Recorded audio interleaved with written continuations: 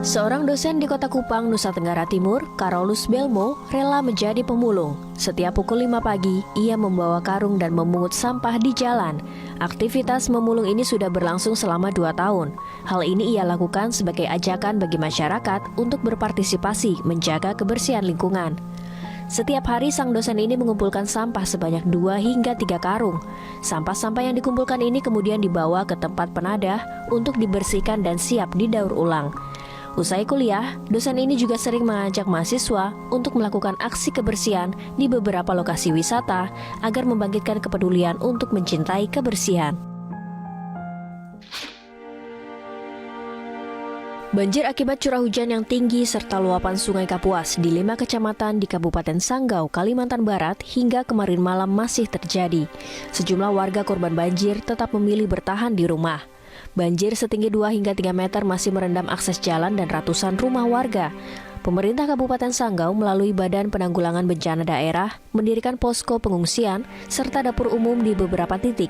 Sementara itu, warga terdampak banjir mengaku khawatir debit air semakin naik lantaran hujan terus turun di sejumlah wilayah di Kabupaten Sanggau. Data sementara yang dihimpun BPBD setempat menyebutkan terdapat 452 kepala keluarga dan 1.445 jiwa terdampak banjir di 5 kecamatan. Menteri Koordinator Bidang Pembangunan Manusia dan Kebudayaan, Muhadjir Effendi, meminta warga untuk tidak membuat rencana mudik dan bepergian di akhir tahun. Pemerintah akan menetapkan sejumlah pembatasan untuk menekan pergerakan masyarakat saat libur Natal dan Tahun Baru 2022 untuk mengantisipasi gelombang ketiga COVID-19. Aturan nanti akan bersifat ketat untuk membatasi masyarakat keluar daerah. Meski saat ini pandemi COVID-19 di tanah air masih melandai, namun Muhadjir mengingatkan adanya lonjakan COVID-19 di berbagai negara di dunia.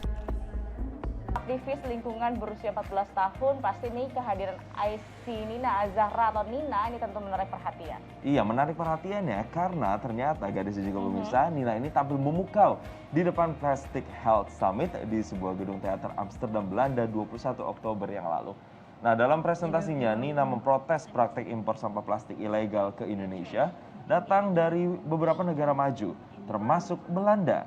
Dengan latar belakang foto kondisi lingkungan yang dipenuhi sampah plastik, Nina menyampaikan presentasinya dengan suara lantang dan tegas. Ya, dalam durasi 8 menit, Nina menjelaskan limbah plastik yang datang dari negara maju dibuang dan dibakar di halaman depan rumah warga tak jauh dari rumahnya. Mirisnya, warga tidak tahu efek yang ditimbulkan dari pembakaran sampah tersebut. Bahkan hal ini menjadi rutinitas sehari-hari. Siswi SMPN Gresik ini juga meminta agar negara maju harus menghentikan ekspor sampah plastik ke negara berkembang seperti Indonesia karena tidak memiliki kapasitas untuk menangani sampah. Sampah impor hanya akan menambah beban dan pencemaran di Indonesia.